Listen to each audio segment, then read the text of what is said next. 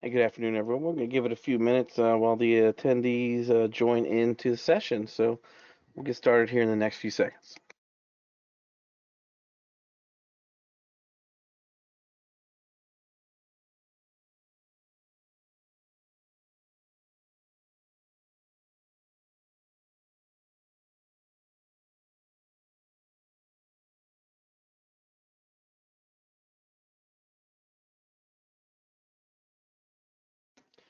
All right, I haven't seen the joined users change here for a few seconds, so we'll go ahead and get started. Good afternoon, everyone. Welcome to the MzeroManage and the PMK webinar. Hope everyone's doing good. It's November 4th. Let's get it started. All right, so if you're not familiar already, or if you're already familiar, you can just sit back, relax. We're just going to talk about what the PMK, or the Personnel Management Kiosk, is. So the Personnel Management Kiosk is a temperature-taking device, incorporates a thermal sensor along with a imaging camera that can use facial recognition algorithms to identify employees, log a temperature, timestamp it, and then keep a record of that temperature. The PMK Personal Management Kiosk, I'll just refer to it here as the PMK for the sake of time. So the PMK comes in a couple different variations on size, mounting options, etc. Just going left to right here, we've got the traditional pedestal mount. It's perfect for about the average height individual to be able to scan. It does have an adjustable pan and tilt of the head unit. This is the head unit. This is the pedestal stand or the base. So the head unit can be aimed up or down slightly for individuals of varying height. We do have a child height version, a little bit shorter than the traditional kiosk. It's more or less for the younger children. We'd say probably middle school or young, although I've seen some middle schoolers that are taller than me. So experience may vary. However, we have heard some great things about the child height kiosk stand in regards to being used for individuals in mobility scooters and wheelchairs. Several customers in senior living centers and healthcare facilities have said that the child height pedestal stand version definitely provides a little easier scanning experience for someone in a wheelchair, senior living centers, day facilities, etc. We do have a little different version of the regular pedestal stand that features an additional LED ring around the top of the base where the head unit matches up with the base of the unit. It does feature a built-in relay if you're using access control, or if you want to hook it up to some other type of device that can be changed via relay. That does feature a relay inside the head unit, as well as that additional illuminating colorful ring there. We have a wall mountable version. So if form factor and getting it up off of your floor and having it out of the way is what you're looking for, we do have a version that does mount to the wall, as well as, last but not least, the countertop model. Let's say you plan on taking this around your facilities. You want to sit it on a desk up front. You want to put it at a table where people can sit in front of it and maybe add themselves or have your picture scanned. The countertop model does give you the mobility, the option. It's quite a bit easier to carry with as one person, and definitely not as heavy as let's say the full-size pedestal mount. So what does MZero do? What is MzeroManage? What is this software package? What is this service all about? So the MzeroManage personnel management kiosk allows you to remotely interact with your kiosk, whether it be setting changes, whether it be to add an individual to the cloud for facial recognition, and then push it out to all 5, 10, 15, 20 connected kiosks. It allows you to also pull the reports. So if having a copy of those reports is what you need, being able to pull those reports remotely without having to walk around to 15 or 20 kiosks on your site, or maybe you're global, international. You have one in North America, you've got one in South America, you've got one in Antarctica. Probably not likely, but anyway, you've got internet connection and you have this device added to your account. You can connect to it and control some of the features and some of the settings on that device from your office chair, from your cell phone. So I touched on some of these features and capabilities of the software, and in conjunction with the PMK scanner and scanning functions itself. So if you're using facial recognition, you have the ability to upload a set or list of employees, put their name, picture, some other details as you see fit within your organization. Will allow you to add a profile picture for facial recognition. You can log temperatures. You can send alerts, email alerts, should there be a high temperature threshold.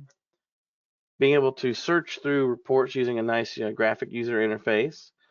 Being able to export reports using CSV format. So if you're really into Excel and you love manipulating data, for lack of better words, you can export these scan reports into your favorite processing software, whether you want to do your own SQL database. We could really, it's your data.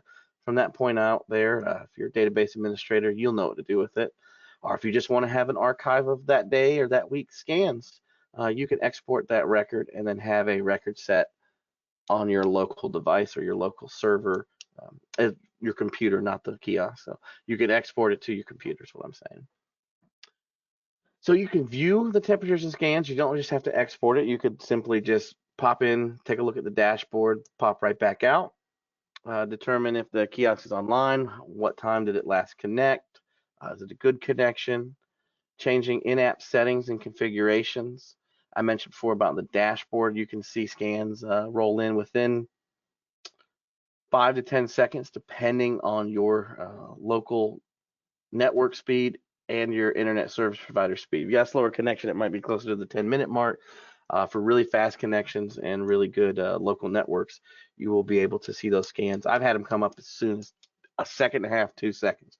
The time I took the scan and looked up at the screen, that scan was there. Then you can group the kiosks. Let's say you have multiple locations. You don't want one person in Ohio to see another kiosk in Florida. We can keep them separated. We can make a group. We can assign permissions for additional users on your account, so that way they're not updating settings on one device versus another, and they're not looking at scans on one device when they should be looking at another. And then last but not least on this list, the ability to turn off local device storage. So if displaying a temperature in the log or displaying a temperature on the screen is something that's not going to bode well within your organization, or might cause some health concerns, we can hide that value, and you can just have it say whether or not the individual was above or below the alarm threshold, which still I believe is 100.4 degrees Fahrenheit according to the Centers for Disease Control. And then turning off the local storage. So if you don't want to have information on that head unit, if you're afraid someone might come and steal it, which you have the ability to bolt it down to a floor if you're a lessee or your landlord. Yeah, if your landlord lets you do that, if you own the building, you want to bolt it to the floor, that's definitely a possibility. Although I don't believe anybody's going to want to run out of here with about a 5 foot tall, 30, 40 pound device. But hey, if it makes you feel better, if that's what's going to work for your organization, you do have that ability. So facial recognition is a thing that can be a stumbling block for some people, especially if you're using an old photo set. Maybe it's Tim's badge photo from 1996, and he looks quite different, and he's never had his photo updated with HR in the system. Well, that's fine, but there's a few requirements that we really kind of want to focus on. So I use this picture on the right side here as my passport photo example. If you've ever taken a photography class, if you like taking pictures, you might have seen this type of grid on the camera. I know you can turn it on the new iPhone, but it's the rule of thirds. So if the photograph is divided into thirds, top to bottom and left to right, I get 9 spaces, I get a grid, and that is my rule of thirds. So looking at this photograph, we want to capture the entire head and the face of the user, from the neck up to the tippy top of the head, from ear to ear. We've got it framed pretty good where the eyes and the nose kind of fall on this middle third, the top of the forehead and the head, the top third, and this lower third contains a good deal of the mouth, the chin, and the neck. This could also help you with scanning in, even if you don't plan on using um, facial recognition, doing guess mode. Uh, the device needs to see a face. If it doesn't see a face, it might think you're trying to spoof it. You might trying to use a photograph to pass off temperature. It does check for that. It does have to be a real live person. So high collared coats, jackets. Sometimes if I wear, it's just getting cold here in North Carolina. So sometimes if I wear my beanie cap, my toboggan, whatever you may call it, uh, it has a hard time wrecking me if I've got it way down low and I'm wearing my big, thick Carhartt jacket. If I remove my hat, I take my jacket off away from my neck, it will instantly scan me. So obstruction during scanning, obstruction in your profile picture, uh, minimizing that is paramount to getting a good scan, to getting a good profile picture for the facial recognition algorithm to do its math and to do its heavy lifting. That is very much needed and crucial to a good scan and a good scanning experience. Doing a bunch of images, having to take a bunch of pictures. Yeah, we understand that's a lot of work going on. So we have this ability to do a bulk upload. So if you've got 200 or you got 2,000 faces and individuals you need to add to the unit, to the cloud for facial recognition, not a problem. We do have a bulk upload feature for that. Couple requirements for the images and specifically the bulk upload portion. If you're going to do the bulk upload for the pictures, you're going to want to zip those images up. Flat file structure, no nested folders. So if I click the .zip, I should see images instantly. We should not have to click a folder to get into it. Next would be the image file format. So currently JPEG or portable network graphic, you might see it JPG, JPEG, or PNG. Shown right here. So it's got to be a JPEG. It's got to be a PNG. If you want the automatic association of a user's image with a record as you upload it, not a problem. We can make that happen. You just have to name the employee's photograph their ID. When you're doing a bulk upload, you'll see some records for personnel ID, employee ID.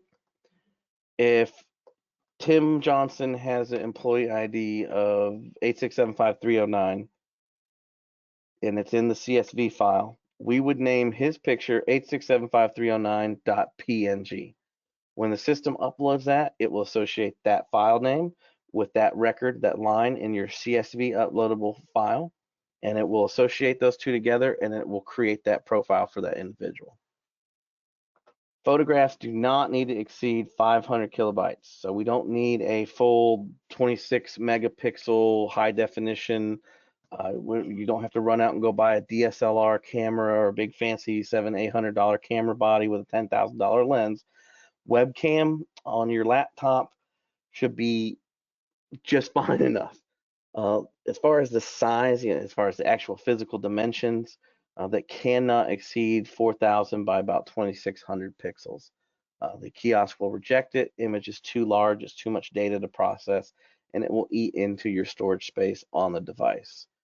We've actually seen pretty good photographs somewhere between about 1,200 pixels tall by about 700 or 800 pixels wide. As long as you've got the face encompassed in that entire square and it's cropped well. Don't want to take a picture from 20 feet back. We want to make sure we get a good headshot, just the face. It must contain at least 2/3 of the photo area must be the face. As far as alignment, having your face tilted, whether it be up, whether it be down, whether it's crooked, like the Jack Russell Terrier looking at you while you're talking to it, where it tilts its head to the side, that's going to throw off the algorithm. The head has to be straight forward looking onto the lens of the camera. So if I was taking this picture, my lens would be somewhere right around in this area, and my individual that I'm taking a photograph of is staring right into it. No glamour shots, no body facing to the right, head twisted over to the left. That's enough of a confusion to the facial algorithm. Your face is just distorted, just crooked enough to where it will reject the photo. And then last couple points, no noisy backgrounds. By all means, do not go and take this in front of a very fancy floral wallpaper or paisley print. It's flat, nondescript, matte background as you can get. If you've got a brick wall, I would try to find maybe a plain piece of drywall. I've seen brick wall backgrounds before taken in some facilities and they haven't had a problem. But my official stance would be, let's get a plain background if we're going to take some pictures. And then last but not least, 20,000 pictures in total. So the facial algorithm can really, 20,000 individual faces that it needs to check and scan and perform its algorithm data against is about the cap of it. And I just want to make one note too. So if you're using facial recognition, as you add faces, the more faces you add, your scan time between temperature taking and identification might be increased slightly. If you're used to using it in guest mode, it'll take your temperature, you line up, you square up with the device, it will then snap a picture of your face and you move forward, move on. If you're using facial recognition and you have a lot of faces in the database, it can take a few seconds extra because it has to run through all those faces, look for matches, make those points, draw out those points, and then confirm, and then essentially make that facial match. Referencing the startup video library, I urge anybody, whether you have the PMK as a standalone unit and you're thinking about M0, whether you don't even have the PMK physically and you're curious about it, go ahead and check out the knowledge base, the references, and the frequently asked questions. In those links, if you go to meridiankiosks.com, the main website, I'll do it with you right now. We're looking up at the top of the menu area. You'll see kiosks, software, solutions, and temperature screening kiosks. Go ahead and click on the temperature screening kiosk menu and go down to the FAQs, the resources, and even past webinars. There's a lot of information in there that if you're not curious, if you're sitting on the fence, if you want to know a little bit more, then definitely looking at those materials that we've prepared, watching those videos, kind of getting a feel for the software, getting a feel for the unit. I'm one of those guys where if I order something, especially if it's a piece of electronics, even before I order it, I have more than likely gone to the manufacturer's website, downloaded the manual, and I am reading that manual. So when I get that new unit into the house, when I unpack it, I've already got a game plan put together, already kind of know, okay, this is what this can do. Prepare yourself, learn about it. It's only going to make your experience easier, faster, and then you can, talk the lingo with us if you ever have to call in for support. So definitely want to check out the Startup Video Library. Definitely want to go to meridiankiosks.com and click on the temperature screening kiosk menu and look at those resources, those frequently asked questions. We've got diagrams, we've got videos, we've got the knowledge base. If you're current, say member, if you're a current user, join the knowledge base. Become a member of the knowledge base. You can actually submit tickets through there if you have an issue, if you have a question, if you have a feature request. That is going to be your little home away from home in regards to the PMK. So a couple different features here about the program. So there's the MzeroManage portal, which is where you would add your kiosks, where you would manage groups, where you would be able to do just about anything that's more advanced technically wise with the kiosk. Then our second portal would be the Manage View. This is where you're going to pull those reports. This is where you're going to add faces to your online database. This is where you're going to change device settings. Like, I don't really care if my employees are wearing a mask. I'm going to turn the mask detection off. Or you want it to display their name when they scan in and say, welcome. Gives you the ability to change those settings there. So I was going to have a demo lined up for you, and then I had to downgrade my PMK to do some testing, and I have not had a chance to upgrade it yet. So you have to look at a past webinar so I could do a live update. Sometimes I do a live update on these, and well, it's been a busy day, so I haven't had a chance to. So tune in next week for that. Talking about support, talking about packages, we understand everybody's probably in a different time zone. We're on the East Coast, so we do have some additional support and service packages. One of the things I want to discuss too is the 1 hour onboarding session. We urge every new user of the M0 Cloud and the M0 integration with the PMK to get the onboarding package. This gives you an hour of, we can do video chat, FaceTime, Teams. Um, what's the other big one people use? Zoom, however you need, or just talk on the phone, but gives you an hour to sit down with a member of the support team, with a member of the software team, and to go over your setup. If you've got 1 or 100 kiosks, we'll sit down, you can pop them out.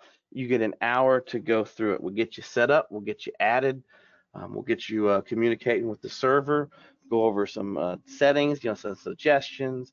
Maybe you're thinking about putting it in this location. We can say, okay, you don't want to put it there, you want to move it there. It gives you an hour of undivided attention with a member of the support team to go through your unit, to go through your software, and to answer any questions or concerns, or to just, be there while you set it up to make sure you're doing it right. That's your hour. There's bundles where you can get that with your unit or with your purchase of your software, and then you can purchase that separately. We do recommend getting that as soon as possible if you are using MzeroManage, because we don't want you to have the software and then sit there and wait to get your onboarding ordered. So there is well, I'd say this is more directed towards people who are just using the PMK as a standalone unit. There is a 20-minute session available. I believe it's $100. Can't remember, to be honest. But there's a 20-minute session where we will sit down with you and go over the physical PMK functions, getting in and out of menus, going over settings, placement, etc. So there's a more of a online or virtual training. You get a 20-minute session. I think I don't believe there is a attendance cap with that at all. Your sales individual will be able to answer that better. I don't sell them, I just fix them. So let's go to the Pmk Select. So the Pmk Select, you would purchase this plan per kiosk. It gives you access to, of course, our normal Monday through Friday, 8 to 5 Eastern Time support, your free support during the weekday. But then it extends it to 60 minutes per kiosk that you buy this plan for of after-hour support for the year. So that's all weekdays, excluding holidays. If you call after night, If you call after dark at night, you'll be contacted back. Does not include holidays, but it does include return ground shipping should there be an RMA or an issue with the device. Next, with the PMK Premium Support Plan, again, that's your online, your email, hotline, and phone support during the day. And then after hours, you get 120 minutes or 2 hours of support time. That's weekdays excluding holidays with, and again, return ground shipping. So you're adding another hour of support between the Select and the Premium. Then we get on to the Premium Plus. So the Premium Plus, again, all that same online, email, hotline, phone support, 2 hours of it per unit, as well as holidays, nights, and weekends. So you're a 24-hour, 7-day-a-week, nonstop, can't shut it down, doors are always open, lights are always on.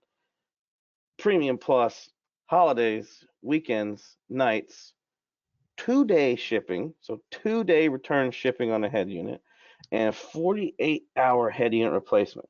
You call at Friday at 5:01 p.m. Eastern Time, 48 hours later, which would be Monday morning, as long as the parcel services are running, we got a head unit on your way. And that does include one on-site tech visit, which in and of itself is a $200 value. Most minimum bench fees or visiting fees are about $200. So you're getting a on-site tech visit and the weekends, weeknights, holidays. So that's the Premium Plus package. All right. Now we're at the time where if you've got questions, you can go ahead and place them. All right, so I'm gonna go up. We already got some questions. Can you add account managers in M0? Yes, you most certainly can. You as the end user cannot yet. We're getting ready to turn that feature on here hopefully soon. But if you need a couple users, 1 or 2 users, HR, how many ever users you need added, just go ahead and open up a support ticket and then let us know. Just say, hey, I need these users added to my account, and then we'll get that taken care of for you. Can alerts be sent as a text message to cell phones? That depends on the carrier. Now, I have seen some users have used what's called a SMS forwarder. So that's a third-party application / a third-party service that might vary in location, the country, the carrier, etc. But you can do that through a SMS forwarder. So you'd set up an email address. That email would then forward our alert email out to that cell phone, that SMS text message. Now, there are a couple of carriers, I think T-Mobile, AT&T, and Verizon off the top of my head, that do have the ability to send an email as a text. I know with Verizon, it's the 10-digit phone number it's the @ sign, vtext is in victortext.com. So I know some carriers do offer that. As far as you being able to punch in a cell phone number and it send you a text message, no, but there are ways around that. Can I pull pictures that are in the kiosk history to use? You can. Sometimes we advise against that. Depends on which pictures you're referring to. If you're talking about the scans that are used, that are uploaded to the cloud, we recommend not using those, just because when those pictures come through the cloud, when they come through the the transit, they're compressed, so that can affect their quality, and you really want the highest quality picture for the facial recognition profile as you can possibly get. So yes, but if you do use the ones for scanning from the kiosk, you might have some mismatches, or the picture has the risk of being rejected altogether. Will M0 auto update the kiosk? So we are working on doing an auto update. That is in testing right now, where you would be able to push an update from the cloud. We've done it with several other file types. It just hasn't been tested with an Android package. So right now we do have the network installer using your local area network, or we do have USB installation capabilities if you want to disassemble the head unit and use USB. But the M0 auto update is being tested right now. So hopefully we'll be able to add that feature to the website.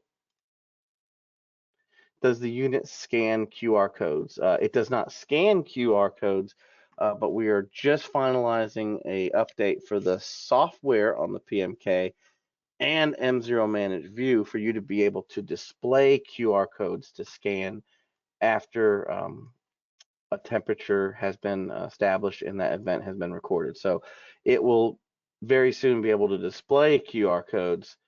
There's just no way for it to scan them.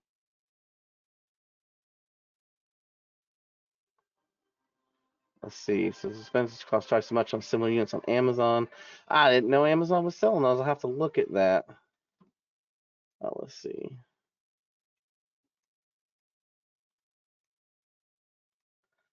I'm trying to make this bigger. Who would I speak to? Who would I speak to in order to understand how this device works with a card reader?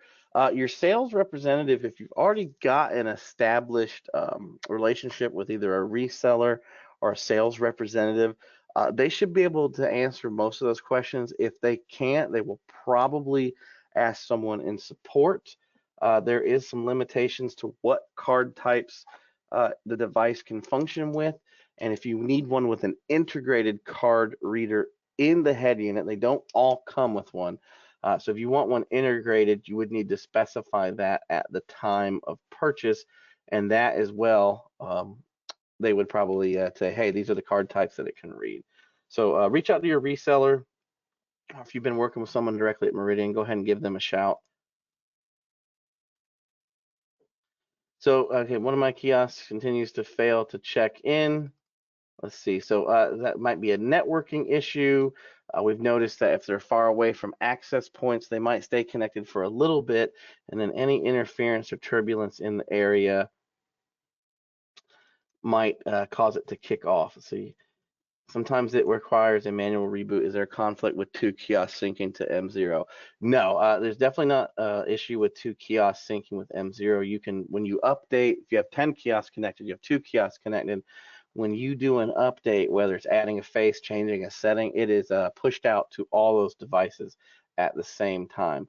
If you're having to reboot it due to it losing connection, I would try to move it closer to a wireless access point.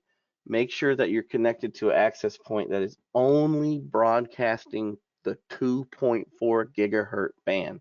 A lot of the Meraki, Cisco units, and a lot of the newer access points out there are broadcasting 5 gigahertz and 2.4 gigahertz, what we call multi-band or simulcasted. So that's one that'd be Jim's network, and then you wouldn't see anything after it. I personally at home, I split my bands. I have 4 wireless access points in my house, and 2 run 2.4 gig and 2 run 5 gigahertz. So I actually split my bands, and I would recommend that if you're having issues with it staying connected, that would probably be one of the routes I go to, or hardwire it. There is the ability to have it hardwired. How can we get real-time reporting out to a group of users without exposing them to system settings? So that's actually been something that was suggested.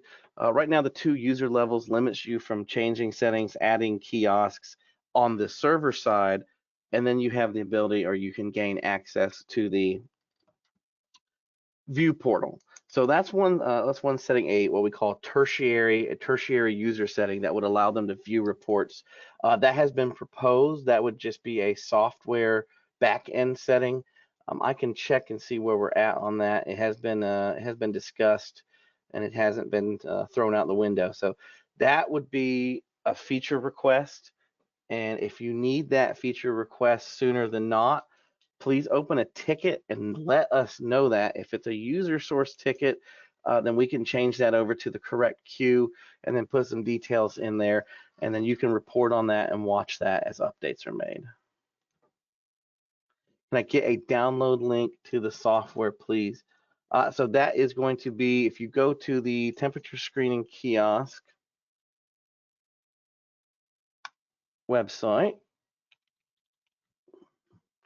and you go to the service desk, you type in software releases, you will see that. And I just sent that to you directly as well. But so if you go to the help desk ticket, or the help desk link where you would normally go to open a ticket, you can actually click the little spyglass and then go in and check out the software releases, search, do some search terms, etc., and then go through there. Is there a way to automate reports to send them out weekly, monthly? No, but that has been suggested before, and I believe that's already in the proposed suggested pile for the ability to automate a sending of a report. So that has been suggested to the development team.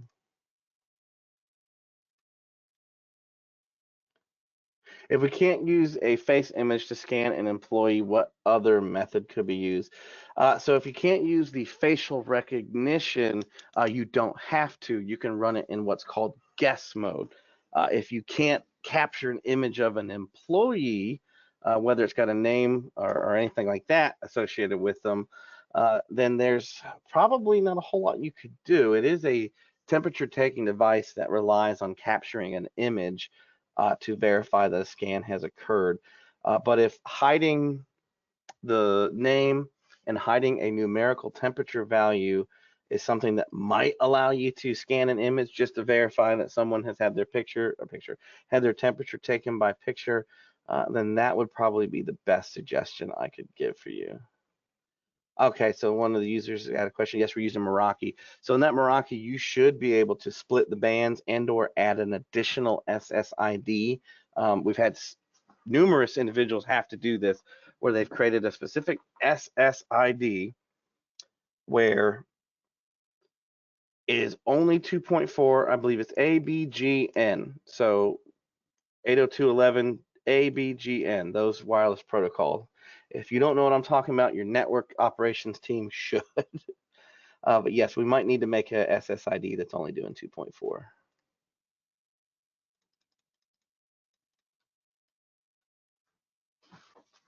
All right, let's see. All right, I'll give a few more seconds to see if any more questions. That was a good slot of questions there. So I'll give it a few more seconds to see if anything else pops up, and we'll go from there.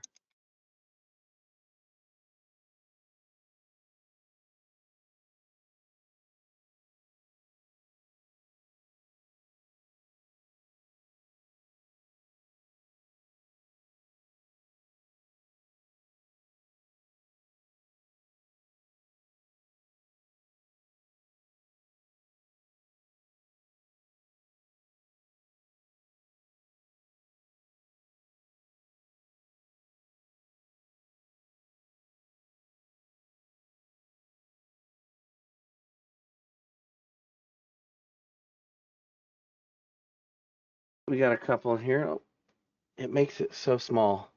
Trying to get back over there. How can you sign up for the webinar next week?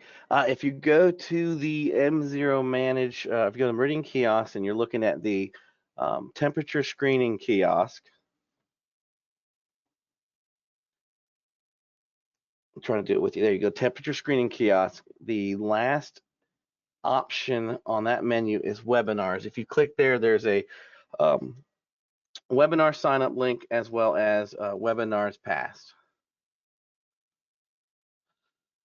Let's see, if employee needs to fill out daily health form, how can we track they have had their temp scanned without a photo? You would need, well, there's two options. So we do have the integration of a label printer that prints out labels that will give you the date and the time that an individual scanned. That might be an option, but again, this is a temperature taking device that relies on capturing an image of sort. So you can't have a photo, and it's going to put you in a rock and a hard place. All right, let's see. All right, is there going to be a recording? Yes, this webinar as well as webinars of times past are all recorded and are available on the website. If you go to the temperature screening kiosk menu on the main page, go all the way down to webinars. If you 1, 2, 3, 4, 5, fifth menu option down, there'll be a copy of that last week's webinar. And I think it takes about 2.5, 3 hours for it to render and upload. And then this one should be up there by about, if I click end here in the next 10 minutes, it should be up by about 7:30, 8 p.m. Eastern. Oh, we've got to repeat. Hey, Jose. Jose comes every week. Jose is the man. All right, does M0 integrate with other system service now? As far as database management, reporting, there's no direct integration. However, the license does give you access to a very extensive set of APIs, so application programming interface calls that will allow you to integrate with other systems if they support it. We've got a couple pretty smart guys out there that I've dealt with that are using the APIs, and they seem to like it. They're doing some crazy things with it. It's good crazy things, but for sure, there is some workarounds to that. Now we are on a roadmap to get a few other. Can't name them because things haven't been signed and blah blah blah blah blah. But anyway, so there's a couple big time payroll processing and time and attendance solutions that we're working with, or we're trying to get actively working with to integrate them with the system. Of course, there's a lot of technical stuff involved with that, legal stuff involved with that. Let's see. Did we plan to use our temp kiosk with Envoy? Correct me if I'm wrong. That is like a guest or visitor registration platform, if I'm correct, or if I'm thinking right. Envoy. We're planning on using our temperature kiosk with Envoy. They do support it soon. Should we connect to M0 or wait until Envoy is available? It depends. If you want the remote management of the kiosk, you're going to need M0 regardless. If you don't need the remote management of the kiosk, then you also will not have any access to the API calls. Envoy might require API calls. I can't answer that for sure because I don't have any, for lack of better words, experience with the Envoy system other than having heard about it. Let's see. So I would reach out to them, see if they support custom API integration. If so, perhaps a programmer or someone in your company would be happy to take on that task and see about making some custom calls and getting integrated. I experienced a guest who scanned in, but the kiosk scanned her as an enrolled user. How can that be avoided? So typically when this happens, what we want to do is we want to take the individual that let's say for instance she was recognized as, so if Jenny walks up, scans, she's not in the system but she shows up as Teresa, we would want to take a look at Teresa's photo. If something in that photo is is matching or clashing, or there's not enough points of recognition, so we would want to get a better photograph. Maybe there's bangs, maybe she's got really bad glare in her glasses, something like that. We would want to take a look at that photo and then maybe increase the threshold or maybe increase the sensitivity of the scanning. It's called facial similarity confidence level for recognition. So if you go to your general settings on MzeroManage view, you can adjust the facial similarity. Bump it up to 90. Default is 80. Bump it up to 90 and see what that does. So yeah, just to recap, maybe retake the picture she's coming up as, but getting her in the system, if that's not a possibility, then definitely upping that facial similarity. Is there a way to send a report that indicates who hasn't scanned their temperature? If you know who's going to be on shift that day, one of the things that you could do would be to export the daily CSV and then compare the columns. So if you use maybe a pivot table, if you create some custom macros, you could say, okay, here's my 40 people who are supposed to be on shift. I've got 38 scans. Let me see who's missing. And then you could compare those two tables and it would say this value does not match or this value is missing. That's where that Excel magic, or maybe you want to throw it into a SQL database every day, export it like that, run some queries, run some compares. That, like I said, you can go as deep down the rabbit hole as you want to go. Let's see. Oh, I hate when it's blocks off. Might have misunderstood, but we can have visitors screen for a temp check even though a picture is not saved in the system. So you can have guests scan in if their face is not in the system for facial recognition. But if you want to capture that event, you're going to have stranger record on or guest mode enabled. Now, if you just want people to walk up to it, hear normal temperature, abnormal temperature, that's perfectly fine. But if you want to capture that event, if you want a, for lack of better words, if you want to have a facial recognition, etc., and you'd want to enroll them. If not, then you could just use it as a standalone scanner. I don't see an executable file to install in this zip. Let's see. So there's not if you're talking about the network update, you'll run the update.bat.batch, and then that will actually push the application over to that. Trying to get to the next question. It's being difficult. There we go.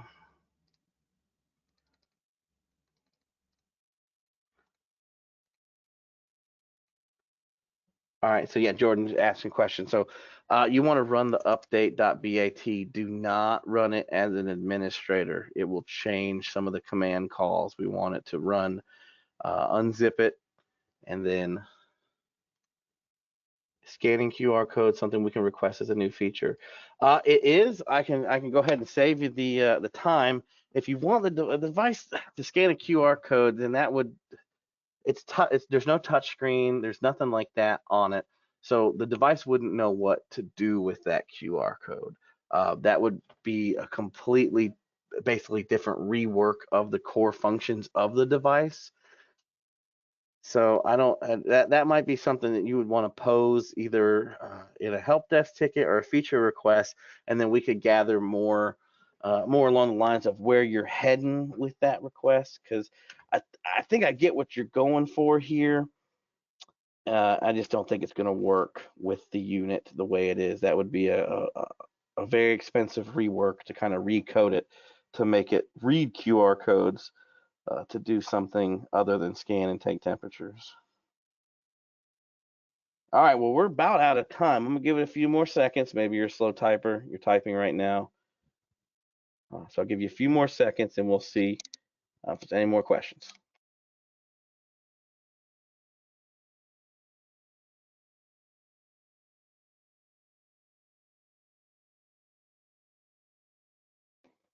All right, going once.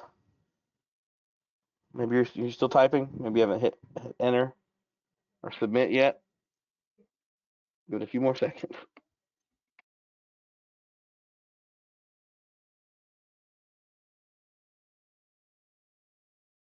All right, well, that is it for today. No more questions come through. If you guys have anything else, again, you can reach out through the general inquiry channels, opening up a ticket, creating a feature request. If there's anything in there we're not sure about, we'll try to narrow it down with you and figure out where you're going. A lot of times we just gotta, I guess, for lack of better words, get both of us on the same page with some of these feature requests, because some people's wording might be a little bit different. Like I said, I'm not saying no. I'm just saying we might need to get a little bit more information. But if we can, if you want to submit that, if you want to turn that in, we'll be happy to take a look at that for you. All right. Well, without further ado, that concludes it for today. Is it the 4th? Yeah. Oh, my goodness. November 4th. It's Christmas in 2 months and 21 days. Can you believe it, guys? All right. Well, you guys have a good rest of the afternoon, and even better rest of the week. If it's cold where you're at, stay warm. If it's warm where you're at, stay cold, stay cool, and have a good rest of the week.